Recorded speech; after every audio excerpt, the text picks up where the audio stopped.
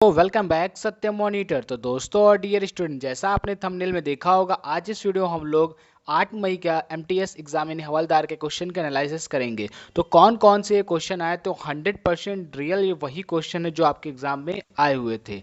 तो चलते हैं पहले क्वेश्चन की ओर। तो भारत में गरीबी का आकलन कौन करता है? तो भारत में गरीबी का आकलन यानी भारत में गरीबी का जो आकलन करता है वो नीति आयोग करता है। कौन करता है? नीति आयोग। ये टास्क फोर्स के सांख्यिकी कार्यक्रम में, जिसको हम लोग MOSPI भी कहते हैं, इसका पूरा नाम है सांख्यिकी एवं कार्यक्रम कार्यान्वयन मंत्रालय, के तहत राष्ट्रीय नमूना सर्वोच्च कार्यालय द्वारा लिया गया है।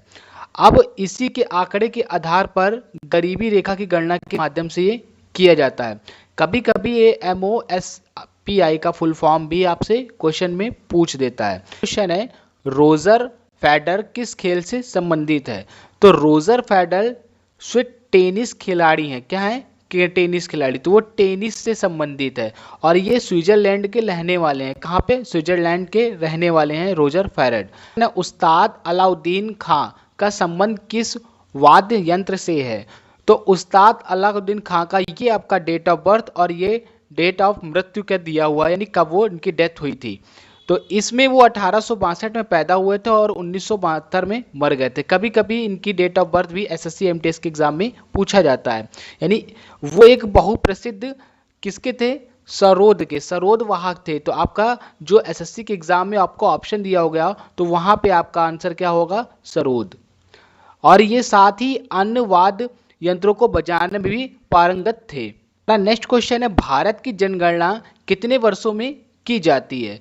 तो दोस्तों, भारत की जनगणना 2011 में हुई थी और ये 15 बार की जा चुकी है, या 1872 में ब्रिटिश वायसराय लॉर्ड मेयो के अधीन पहली बार कराई गई थी।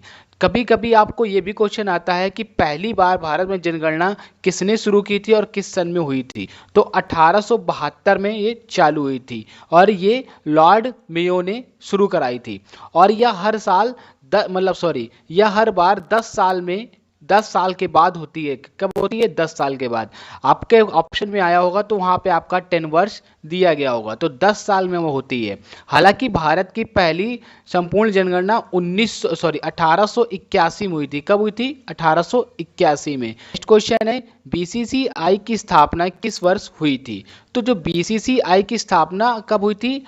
1928 ईस्वी में हुई थी और बीसीसीआई का मुख्यालय मुंबई में मौजूद है। कभी कभी आपसे ऐसा क्वेश्चन आता है कि बीसीसीआई का मुख्यालय कहाँ पे है? तो बीसीसीआई का मुख्यालय कहाँ पे है? आपका मुंबई में मौजूद है। क्वेश्चन है, केंद्रक और कोशिका झिल्ली के बीच मौजूद जेली जैसा पदार्थ क्या कहलाता है? तो जो जेली जैसा पदार्थ कोशिका और केंद्रक के बीच में जो मौजूद होता है, उसको हम लोग कोशिका द्रव्य कहते हैं। क्या कहते हैं? कोशिका द्रव्य। क्वेश्चन है, नवरेह नृत्य किस राज्य से संबंधित है? तो जो नवरेह नृत्य है वो संस्कृत शब्द से लिया गया है। किससे लिया गया है? संस्कृत शब्द से लिया गया है, जिसका अर्थ होता है नव वर्ष, यानी कि नया साल। और यह कश्मीर के में, यह जम्मू और कश्मीर दोनों में, तो यहाँ पे जम्मू भी होगा आपका, जम्मू और कश्मीर में नए वर्ष एवं चंद्र ग्रहण के रूप में इसको मनाया जाता है और यह चैत व नवरात्र का प्रथम दिन होता है। नेक्स्ट क्वेश्चन है, 1905 में बंगाल का विभाजन करने वाला वायसराय कौन था? तो 1905 में जो विभाजन हुआ था वो भारत के तत्कालीन वायसराय लॉर्ड कर्जन ने 20 जुलाई 1905 में बंगाल विभाजन आधिकारिक घोषणा की थी। तो अभी कभी ये भी आता है कि किस डेट को घोषित हुआ था, तो 20 जुलाई को हुआ था। आपको डेट भी याद रखनी है। नेक्स्ट क्वेश्चन है, हेनशांगा के पल्लवों की किस राजधानी की यात्रा की थी? ने पल्लवों के जिस राज्य की राजधानी की यात्रा की थी वो थी रांची। रांची की उसने यात्रा की थी। क्वेश्चन है, भारत में 8वीं अनुसूची में कितनी प्रमुख भाषाएं शामिल हैं? तो भारतीय संविधान की 8वीं अनुसूची में भारत की भाषाओं में से संबंधित है किससे संबंधित है? 8वीं जो अनुसूची है वो भाषाओं से संबंधित है। कभी कभी आपका ऐसा क्वेश्चन आता है कि 8वीं अनुसूची किससे संबंधित है, तो ये भाषाओं से संबंधित है। आपको डियर स्टूडेंट ये बात अच्छे से याद रखनी होगी। और इस अनुसूची में टोटल आपकी 22 भारतीय भाषाओं को शामिल किया गया है। हालांकि इसके पहले 14 भाषाएं थी, उसके बाद इसमें और भाषाएं ऐड की गई हैं। क्वेश्चन है, राष्ट्रपति के चुनाव में कौन भाग नहीं लेता? तो राष्ट्रपति के चुनाव में संसद के मनोनीत सदस्य भारत के राष्ट्रपति के चुनाव में भाग नहीं लेते हैं। यानी संसद के जो भी मनोनीत सदस्य होते हैं, यानी संसद के जितने सदस्य होंगे वो राष्ट्रपति के चुनाव में भाग नहीं ले सकते हैं। क्वेश्चन है, कौन सा चैनल अंडमान और निकोबार को अलग करता है? तो अंडमान और निकोबार को 10 डिग्री चैनल जो अक्षांश में है द्वारा अलग किया जाता है। राउत नाचा नृत्य किस राज्य से संबंधित है? तो राउत नाचा भारतीय राज्य छत्तीसगढ़ के कुछ खास लोक नृत्यों में से एक है और ये हमारा दीपावली के आसपास की जाने वाली एक आकर्षक नृत्य शैली है। नेक्स्ट क्वेश्चन है, 2011 की जनगणना के अनुसार दूसरा अल्पसंख्यक धर्म कौन सा है? तो 2011 में जो जनगणना हुई थी तो सबसे अल्पसंख्यक का मतलब होता है सबसे कम, तो सबसे कम के बाद जो दूसरा था वो था सिख। तो सिख की 1.7% जनगणना के अनुसार संख्या थी। 1835 में किस भाषा को शिक्षा का माध्यम बनाया गया? तो 1835 में अंग्रेजों ने भारत में अंग्रेजी को शिक्षा का माध्यम बना दिया।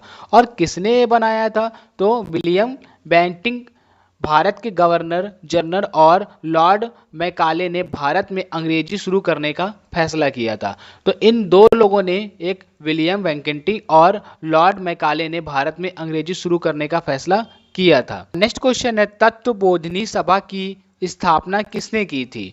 तो तत्वबोधिनी सभा की स्थापना देवेंद्रनाथ ठाकुर ने कलकत्ता में 6 अक्टूबर 1839 को की थी। तो आपको ये भी याद रखना है कि किस डेट को और किस सन को हुई थी। ऐसे भी आता है कि तत्वबोधिनी की सभा की स्थापना किस सन को हुई थी। क्वेश्चन है, रानी की वाव किस नदी के तट पर स्थित है? तो रानी की जो वाव है वो सरस्वती नदी के तट पर स्थित है। विद्युत धारा के प्रवाह को अनुमानित देने वाले और रोकने के लिए सर्किट क्या है? तो आप सबको पता होगा कि स्विच से हम विद्युत धारा को प्रवाह भी कर सकते हैं और रोक भी सकते हैं। सवाई मानसिंह ने नई राजधानी क्या बनाई? तो सवाई मानसिंह ने जयपुर को नई राजधानी बनाई थी। ये बहुत ही हमारा इंपॉर्टेंट क्वेश्चन है।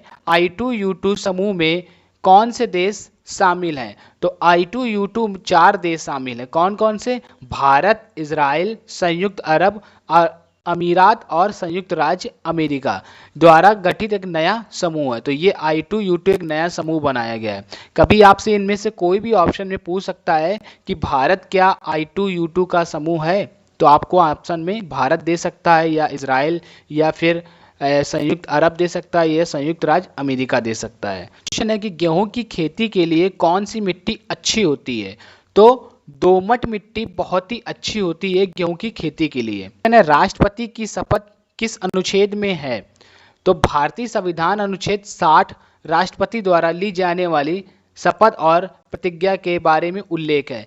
इस अनुच्छेद में यह भी बताया गया है कि राष्ट्रपति का कार्यकाल 5 साल का होता है और उसमें और भी कार्य के बारे में अनुच्छेद आर्टिकल्स के बारे में लिखा गया है। स्टूडेंट, आज मैंने आपको 8 मई के फर्स्ट शिफ्ट के क्वेश्चन करा दिए हैं।